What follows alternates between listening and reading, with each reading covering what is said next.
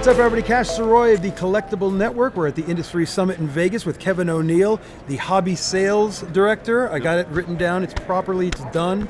How you doing, man? Good. How about you? Has it been 10 deep breaths recently? The whirlwind of stuff going on? Yeah. No, it's been that crazy, like all year, anyway. But the last, several weeks, and then leading up to this, and the industry conference, which is obviously busy as well. But yeah, it's really busy so far. So, 8 years with Topps? That's correct. Yep. And then how did you get to be the position where you're at? Was that the full-time job the entire time you've been there? Yeah, so I've been in the business for 21 years. Yep. So I worked for a company called Press Pass back in the day. Spent some time at Upper Deck as well. Seems like everybody's did a spin through Upper Deck. There's been quite a few, quite a few talented people as well, and obviously a lot of talented people still in the industry. But yeah, I've been in the business 21 years, last 8 at Topps. I've been on the hobby side, I've been on the retail side, and been on the hobby side for last 7 years with Topps. After 1 year on the retail side. So. What was the first thing you ever collected? What is the thing that led to everything to where you're sitting here right now? It was 78 Topps baseball. Really? Basically. Yeah, I just had a couple there, and then my wheelhouse when I really started buying cards, 80 to 86. I'd ride my bike to the local store and buy packs. I never, and all my collection back then, from the 80s are all messed up. Because 9-up sleeves cost more than packs. Back then I was like, why do I want to buy those when I can buy more packs? Yep. So all my collection back in the day, just they're all. I used to rubber band them and. Oh God. Yeah. So you're gonna make give me palpitations about that. Yeah, exactly. This is probably the easiest layup question of all time. But can you speak to how deeply ingrained the word Topps is with people? I mean, I'm the typical story. The Collectible Network came out of me getting back into cards in November, and right. whatever. But I grew up, chasing Ricky Henderson 1980. Oh, I love that card. Darryl Strawberry 83. Yep. Doc Gooden 84. Yep. So Topps to me is everything, and that doesn't even get to 50s and 60s and all that stuff. Yeah. Yeah, I mean, obviously, we've been producing cards for 70 years, baseball cards, which is incredible. And then, just some of the most iconic cards in general are Topps cards, like the 52 Mantle, which is really one of the most iconic cards ever. Yeah, it's that and the Honus Wagner are the two holy grails of the industry. Exactly, and that's about when they did the 2.5 by 3.5 size as well, just the color of it. I equate it to almost like tissue and Kleenex, right?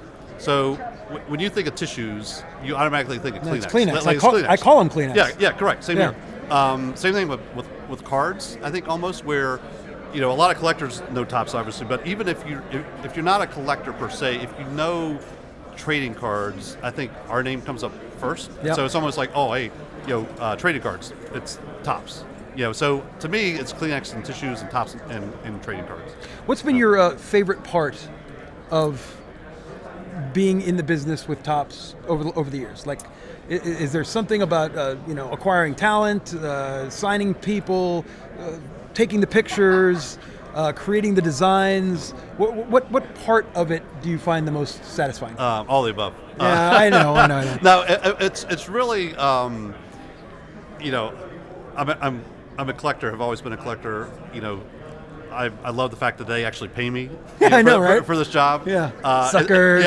It's not really a job. I mean, it's obviously a job, but it's something that I love doing. I love waking up. Something new every day, depends on what happened on the field last night could affect the business. Yep. Whether some guy hits 3 home runs, some guy throws a no-hitter, affects our business, which I think is unique also. Just an amazing, and I love stories. Like if I don't know someone or if I meet somebody new or somebody that I know will ask me about my job and I say I work for Topps, most of the time they have a story. Whether it's, oh, hey, I used to collect back then, or I still have this huge collection.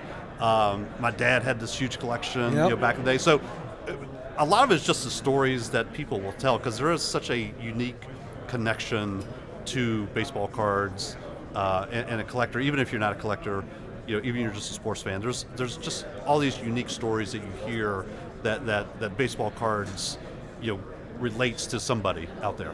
What's your favorite Topps product of the last 5 years? That's a good question there. And you can't say the new thing that you're trying to sell right now. No, I won't. I want to know what your actual favorite So is. I love Series 1, obviously. And this is more in general. Series 1, Heritage, Allen and Ginter, I like Allen Ginter. and Chrome are probably my 4 favorite brands. I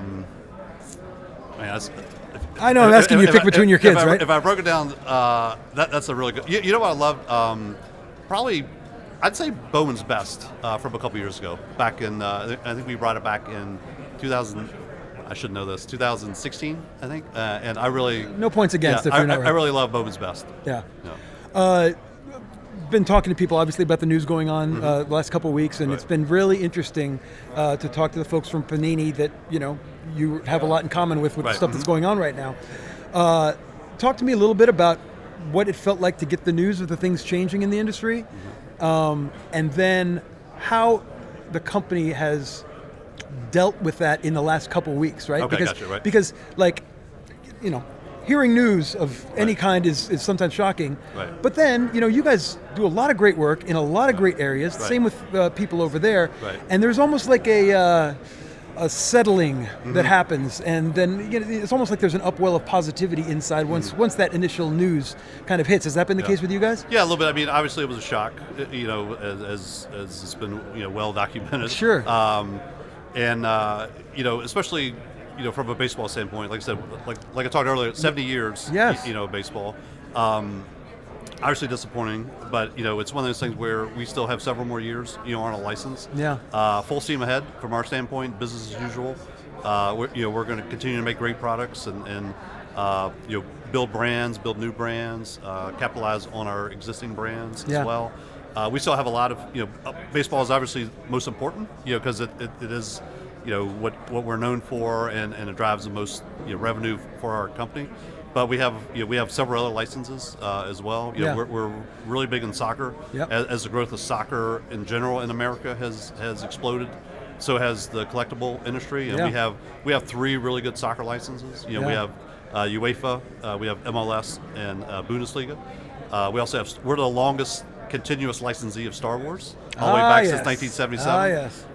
We have that. We have WWE. We have Garbage Pail Kids, which is our own IP, which is... God, I wish I had all my Garbage Pail Kids from when I was a kid. Yeah, exactly. Which has been, a lot of the business overall, trading card wise, has gone up quite a bit recently because of the nostalgia factor. Yeah. And same thing with Garbage Pail Kids. God, I had so many of those. Yeah. Yes, that and Wacky Packages. Yes. If you remember that. Oh, yeah, absolutely. Yeah, I had all that stuff. That drives me insane that I Yeah. don't have that stuff. Yeah, but like anything in business, things change, and you have to adapt and build on it and improve it, and that's what we're doing. So, And you know what? That goes back to the brand meaning so much. Who knows what's going to happen over the next couple of years and who's going to be doing what and all that stuff. Right. But what I know to be true about the products of Topps throughout the years, but especially recently, is that you guys can't help but do really good work. Right. And whether it's for a period of time or maybe things get extended and partnerships are made or Right. whatever, what I just sense that your goal is to, whether it's 2 years, 5 years, 20 years, Right. that you will take that opportunity to do something kick-ass. Yeah, definitely. No, you're spot on. We have a lot of talented people, in the company, and we've always had to be creative, obviously, and so this might lend itself to more creativity, and we have the personnel to do it, and we have the brand names, to do it with as well. But yeah, you're spot on with your assessment. Cool. And the same thing I've asked everybody: 2 or 3 players that might be a $5, $50, $100 card now, that you would say, okay, that's going to be a $3,000 card in 3 years. Ooh, that's a good one. Any sport, doesn't matter. Yeah, no, that's a good one. I'd keep my eye on soccer. Lots of hidden gems there, especially as that business gets bigger. Baseball wise, man, that's a good question, because I know it's hard. Yeah, because I'm usually hyping. In my job, I'm hyping the current players that are doing well. Yep. That have are taking off already or getting ready to take off. But hidden gems, you might stump me. It's okay. Yeah. You don't have to come over. There are some people that brought up soccer as well, Yeah. and specifically because the U.S. missed the World Cup last time. Yes. And if they make it, Yes. then suddenly that is where there will be some interest in pop. So Yeah, definitely. And they should make it this year too. So cool. Thank you very much. Awesome. Kevin O'Neill, Tops. Thanks for the time. Awesome. Thanks, guys. Appreciate it. Thank you, man.